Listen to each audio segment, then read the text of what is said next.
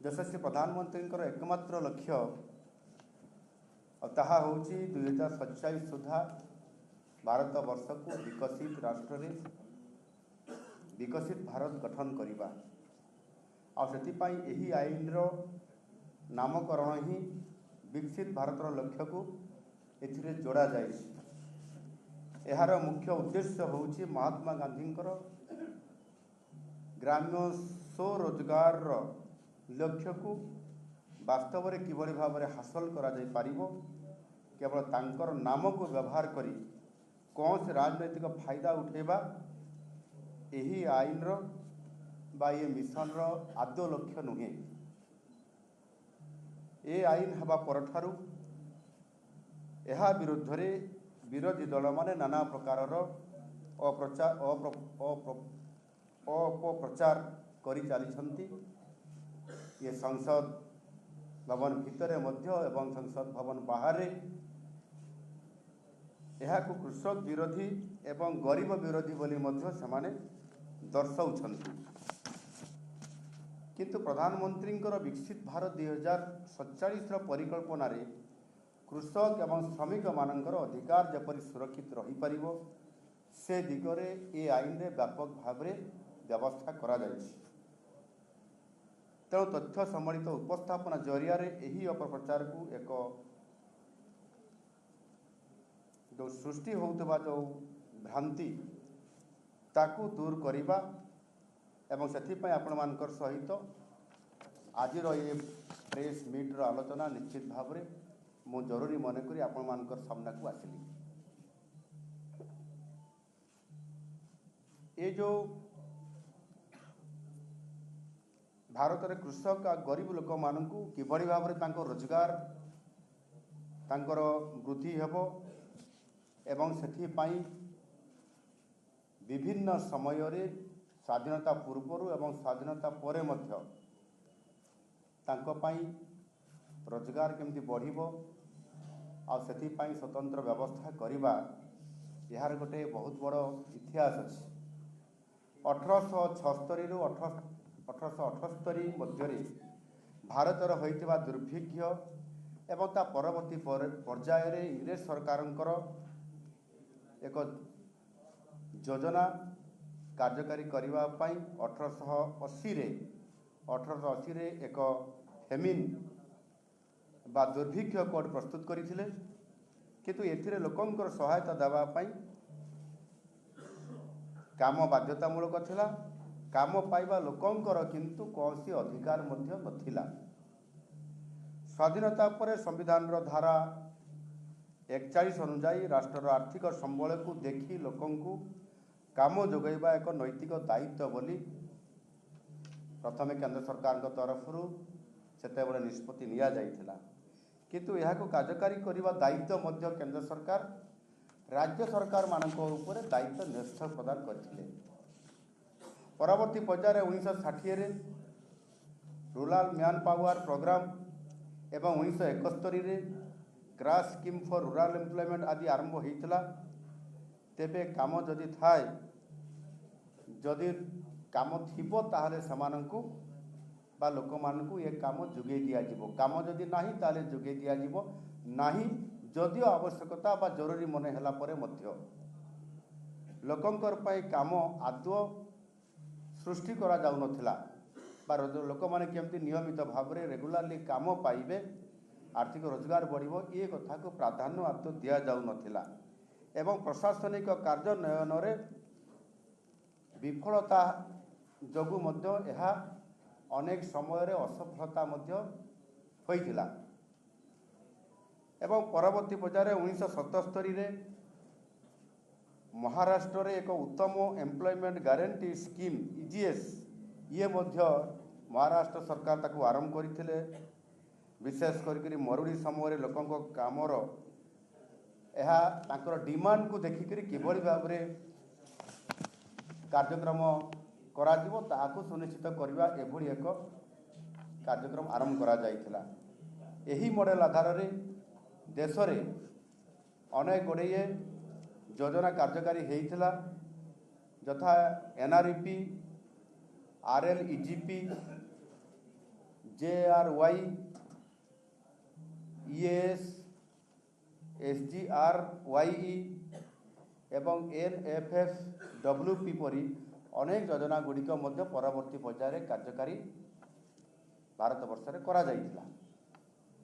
କିନ୍ତୁ ଏ କାର୍ଯ୍ୟକ୍ରମ ଗୁଡ଼ିକ ସବୁବେଳେ ବିଫଳତା ହିଁ ବେଶୀ ଦେଖାଉଥିଲା। ତାର ମୁଖ୍ୟ କାରଣ ହେଉଛି ଲକ୍ଷ୍ୟହୀନତା, ଦୁର୍ବଳ ବିକେନ୍ଦ୍ରୀକରଣ ଓ ଦୁର୍ନୀତି ଯୋଗୁଁ ଏଗୁଡ଼ିକ ପର୍ଯ୍ୟାୟକ୍ରମରେ ଅସଫଳ ହିଁ ହେଉଥିଲା। କୌଣସି ପ୍ରକାରର ଗରିବ ଆଉ ଶ୍ରମିକମାନଙ୍କୁ ରୋଜଗାର ସୃଷ୍ଟି କରାଇବାରେ ଅଧିକ ଫଳପ୍ରଦ ହୋଇପାରି ନଥିଲା।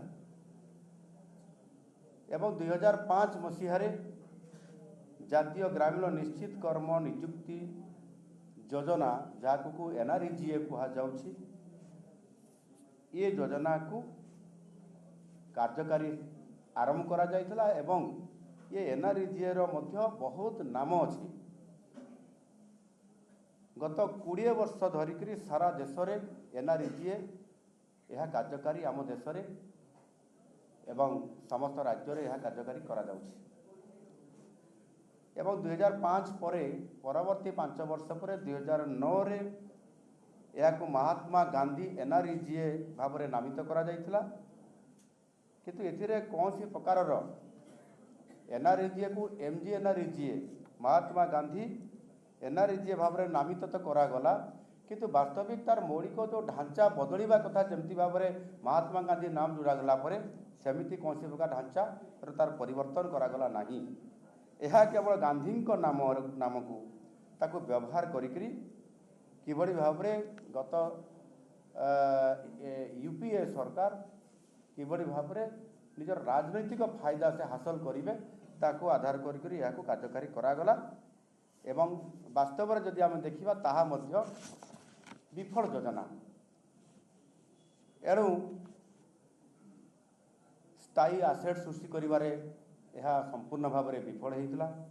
ଏଥିରେ ପ୍ରତି ପରିବାର ପିଛା 100 ଦିନର କାମ ତାର ଗ୍ୟାରେଣ୍ଟି ମଧ୍ୟ ଦିଆଯାଇଛି।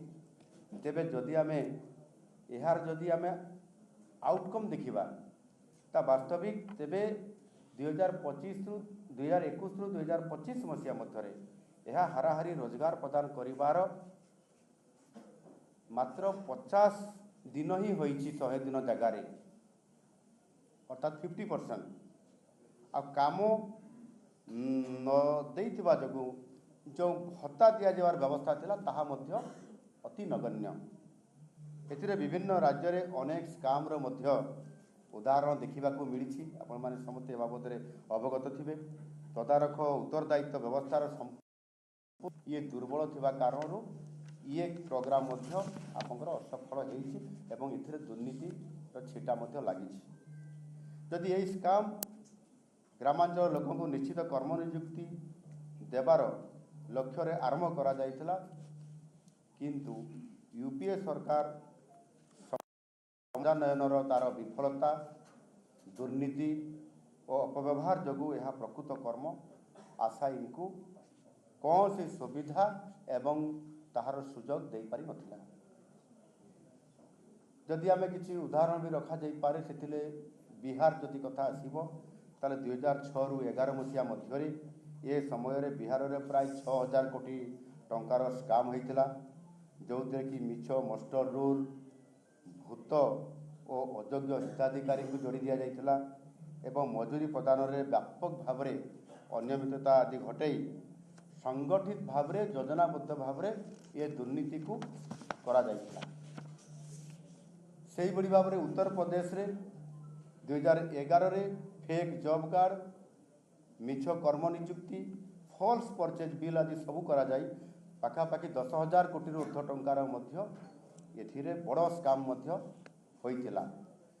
ଆମ ଓଡ଼ିଶାରେ ମଧ୍ୟ ଓଡ଼ିଶାର ସମ୍ବଲପୁର ଏ ଅଞ୍ଚଳରେ ଦେଖା ଦେଇଥିଲା। 2012 ମସିହାରେ କିଛି ମୃତ ବ୍ୟକ୍ତି, ରୋଗୀ ଏବଂ ବାର୍ଦ୍ଧକ୍ୟ ଭତ୍ତା ପାଉଥିବା ବ୍ୟକ୍ତିମାନଙ୍କୁ ତାଙ୍କୁ ମଜୁରୀ ପ୍ରଦାନ କରିବା ଆଉ ସେଥିପାଇଁ ଏ ପ୍ରକାରର ଗୋଟେ ଯେଉଁ ପ୍ରକାଶ ହୋଇଥିଲା, ଗୋଟେ ଖବରକାଗଜରେ ମଧ୍ୟ ବାହାରିଥିଲା ଏବଂ ସମ୍ପୂର୍ଣ୍ଣ ଭାବରେ ଇଏ ଗୋଟିଏ ମଧ୍ୟ ସ୍କାମ୍ ହୋଇଥିଲା। ମଷ୍ଟର ରୋଲ୍ରେ ମିଛ କର୍ମ ନିଯୁକ୍ତି ସୃଷ୍ଟି କରାଯାଇଥିଲା। ଅନେକ ରାସ୍ତା କାମ असंपूर्ण थिला, किछि रास्ता काम आदौ हेई नथिला, किंतु जेतेबेले हिसाब करागला से संपूर्ण भाव से अर्थ को हड़प करा जाइथिला।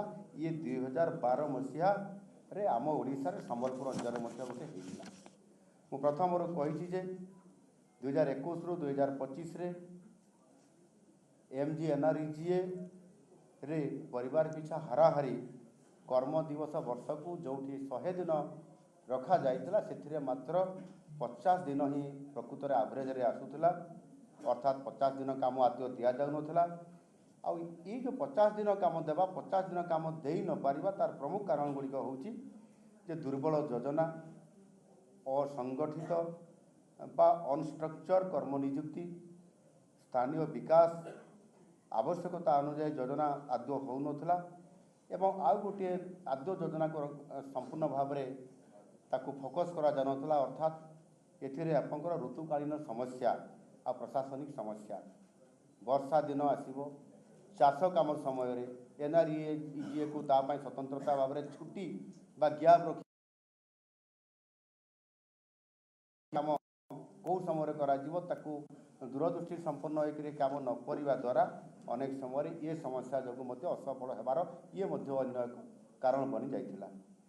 जदिओ यह एक डिमांड भित्तिक योजना, किंतु 2020 पर ठारू जदि आम लोकों काम आवश्यकता देखा एवं केते काम जोगे दि जाए ताकू हिसाब करवा, तेबे कामर डिमांड अनुसार प्रकृत कर्म नियुक्ति मात्र 14%, मात्र 14%। 2025 रे गत वर्ष 2025 रे 5.78 कोटी परिवार पाई 85,334 कोटी टंका ये खर्च करा जाइछि।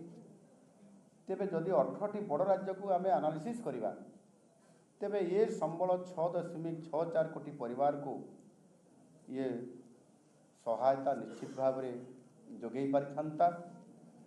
यार अर्थ 1.22 कोटी परिवार लोक माने कर्म नियुक्ति ये पर्यंत पाई पारी नाहांती से एवरेज रे। यार कारण होची अपारगता, योजनार ढांचागत दुर्बलता, ठकेय बाटमारणा। सेहीपरि अनएम्प्लॉयमेंट अलाउंसेस प्रदान में व्यापक भाव में विफलता देखा देइछि। जदि आम यहाँ देखा ताले 2021 रु 2025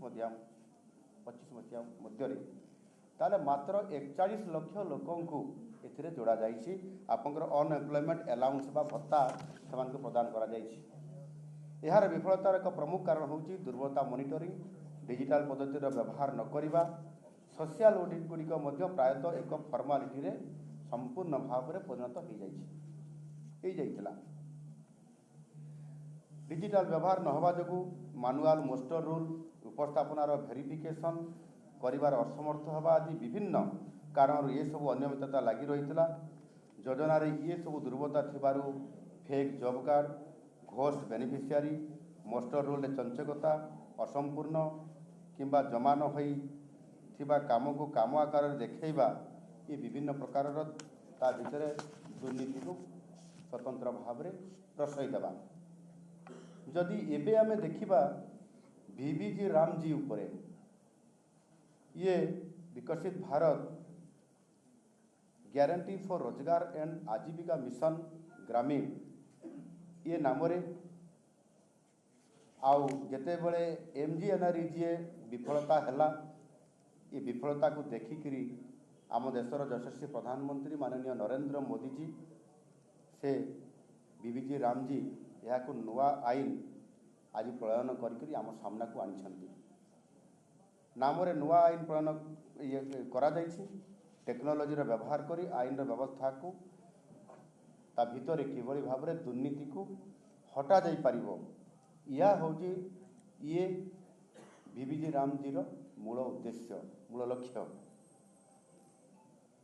आउ ये आईन ना रे मध्य विकसित भारत VB विकसित भारत रही। एतिरे गांधीजी जो स्वप्न थिला, तांकर जो मिशन थिला ग्राम स्वराज्यर स्वप्न ताकू प्रकृत अर्थ में कार्यकारी करिया पाई आईन भितर ये VBG रामजी रे संपूर्ण व्यवस्था करा जाइछि।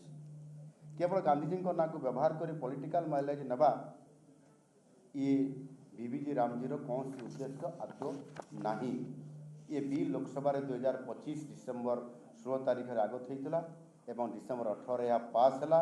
डिसेम्बर 18 राज्यसभा यह पास है एवं डिसेम्बर 21 महामहिम राष्ट्रपति अनुमोदन पाई यह आईन रे आज परिणत होकर कार्यकारी होगापी जाऊँगी। ये आईन संपूर्ण फ्रेमवर्क 2047 लक्ष्य जो आम रखी विकसित भारत से लक्ष्य को आधार करके संपूर्ण भाव में यह प्रस्तुत करा एथिरे कर्म नियुक्तिर अवधि को जहाँ पूर्वर 100 दिन थिला ताकू 125 दिन को वृद्धि करा अर्थात ग्रामांचल गोटे परिवार वर्तमान अति कम 100 दिन बदल 125 दिन कर्म नियुक्ति पाइबा से हकदार एवं यह पूर्व ग्यारंटी ठारू यह 25% अधिक एवं यह एक आईनगत अधिकार मध्य। It is a standard statutory entitlement. यही आईन उद्देश्य होची ग्रामांचल कर्म नियुक्ति व्यवस्थार किभली भाव में ताहार आधुनिक करा पूर्व आईन रे थिबा बहु दिनर दुर्बलता को दूर करा एवं यह द्वारा गोटे दीर्घस्थायी भाव में आसेट तैयारी करा पारिबो एवं जो ग्रामांचल जो विभिन्न प्रकार उत्पादक वृद्धि होबार जो गोटे संकेत मिलूँ वृद्धि कर संपूर्ण ये सहायक हो पार लोकों डिमांड मुताबक जहाँ लेबर बजेट पूर्व अनिश्चित ओपन एंडेड थिला ताकू परिवर्तन करा जाए एथिरे राज्य मानकु मध्य दायित्व हस्तांतर करा जायछि। प्रत्येक राज्य को ए बाबद दायित्व प्रदान करा जायछि। उत्तर पूर्व और हिमालय पाददेश राज्यगुड़िक 90:10 अर्थात 90-10 अनुपात अर्थात केंद्र सरकार 90% खर्च करेंगे बा देवे एवं यही राज्यगुड़िक 10% केवल देवे जो गुड़िक हिमालय पाददेश अच्छा।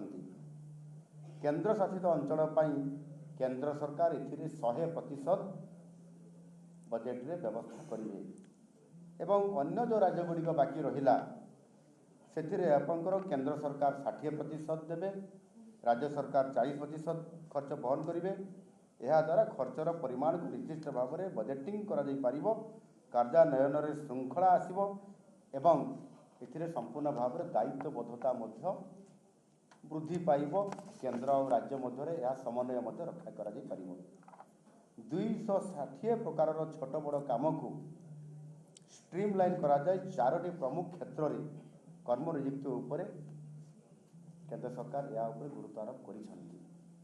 एही 4टी क्षेत्र हला प्रथम हला जल सुरक्षा बा वाटर सिक्यूरिटी, द्वितीय ग्रामांचल भित्तिभूमि बा रूराल इंफ्रास्ट्रक्चर, तृतीय रे जीविका एसेट्स बा लाइवलीहुड एसेट्स एवं जलवायु सुरक्षा बा क्लाइमेट प्रोटेक्शन। कृषक मानकर स्वार्थ को दृष्टि रखी चाष समय रे एवं जेतेबेले अमल समय चाष काम जेतेबेले चली एवं अमल काम जेतेबेले चली से समय आईनगत भाव रे ये काम संपूर्ण भाव में बंद रहिबो।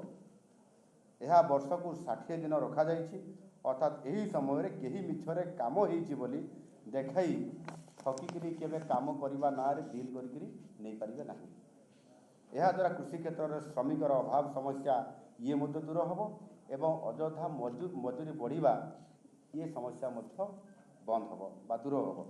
ये आईन रे मॉनिटरिंग पाई टेक्नोलोजी व्यापक व्यवहार ता उपरे गुरुत्व फोकस करा जाइछि।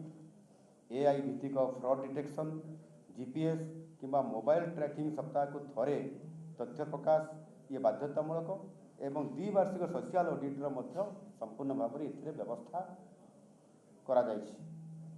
यह सहित केंद्र और राज्यर स्टीयरिंग कमिटी गुड़िक नियमित भाव में से तदारख करेंगे और आवश्यक स्तर संशोधनमूलक विभिन्न प्रस्ताव भी देवे और पदक्षेप भी नहीं पारे। एम्प्लॉयमेंट अलाउंस देवाई एक समय व्यवस्था ये करा जाइछि, समय भित्तिक करा जाइछि। काम मागिबार 15 दिन मध्य जदि एथिरे काम दिया जाई पारिला नहीं ताहेले ଭତ୍ତା ଦେବାକୁ ବାଧ୍ୟ ଯେଉଁମାନେ କାମ ଡିମାଣ୍ଡ କରିବେ ବା ଦାବି କରିବେ। ଏଥିରେ ମହାତ୍ମା ଗାନ୍ଧୀଙ୍କର ନାମ ନଥିବାରୁ ଏକ ରାଜନୈତିକ ବିବାଦ ସୃଷ୍ଟି ଅଯଥାରେ କରାଯାଉଛି। ତେବେ ଆଇନରେ ଏ ଯେଉଁ ସଂସ୍କାର ଅଣାଯାଇଛି ଏହା ଗାନ୍ଧିଜୀଙ୍କର ନୀତିକୁ ପ୍ରସାରିତ କରିବା ଉଦ୍ଦେଶ୍ୟରେ ହିଁ କରାଯାଇଛି। କେବଳ ଗାନ୍ଧୀଙ୍କର ନାମକୁ ଏକ ପ୍ରତୀକ ଭାବରେ ବ୍ୟବହାର ଏଥିରେ କରାଯାଇ ନାହିଁ। ଏଥିରେ ସମୃଦ୍ଧ ଗ୍ରାମ ସୃଷ୍ଟି, ଶ୍ରମର ମର୍ଯ୍ୟାଦା ରକ୍ଷା, ଦୀର୍ଘସ୍ଥାୟୀ ଆସେଟ୍ ସୃଷ୍ଟି ଓ ଫଳପ୍ରସୂ ଗଭର୍ଣ୍ଣାନ୍ସ ଉପରେ ମଧ୍ୟ ସମ୍ପୂର୍ଣ୍ଣ ଭାବରେ ଏହାକୁ ଫୋକସ୍ କରାଯାଇଛି। ବ୍ରିଟିଶ ସମୟରୁ ଆଜି ପର୍ଯ୍ୟନ୍ତ ଭାରତର ଏମ୍ପ୍ଲୟମେଣ୍ଟ ଆଇନ ଯାହାକି ଲାଗୁ କରାଯାଇ ଆସୁଥିଲା, ଏହାକୁ ଧୀରେ ଧୀରେ ପରିବର୍ତ୍ତନ କରାଯାଇଛି ଏବଂ ପରିବର୍ତ୍ତନ କରାଯାଇକରି ଆଜି ଏ ଅବସ୍ଥାରେ ପହଞ୍ଚିଛି। MGNREGAରେ ସୁନିଶ୍ଚିତ କର୍ମ ନିଯୁକ୍ତି ପାଇଁ ଆଇନଗତ ବ୍ୟବସ୍ଥା ଥିଲେ ମଧ୍ୟ ଯୋଜନାର ଡିଜାଇନ ଓ ଏହାର କାର୍ଯ୍ୟାନ୍ୱୟନରେ ପାର୍ଥକ୍ୟ ଥିବାରୁ ଏହା ଜୀବିକା ସୃଷ୍ଟି କରିବାରେ ସଫଳ ହେଲା ନାହିଁ। ପୁରୁଣା ଆଇନରେ ଥିବା ଦୁର୍ବଳତାକୁ ନୂତନ ଆଇନରେ ଦୂର କରାଯାଇଛି। ଏଥିରେ ନିଶ୍ଚିତ ନିଯୁକ୍ତିର ଅବଧିକୁ ବଢ଼ାଯାଇଛି ଏବଂ ବ୍ୟବସ୍ଥାରେ ସ୍ୱଚ୍ଛତା, ଆର୍ଥିକ ଶୃଙ୍ଖଳା, ଉତ୍ତରଦାୟିତା ଓ ଦାୟିତ୍ୱବୋଧତା ଉପରେ ଗୁରୁତ୍ୱ ଦିଆଯାଇଛି।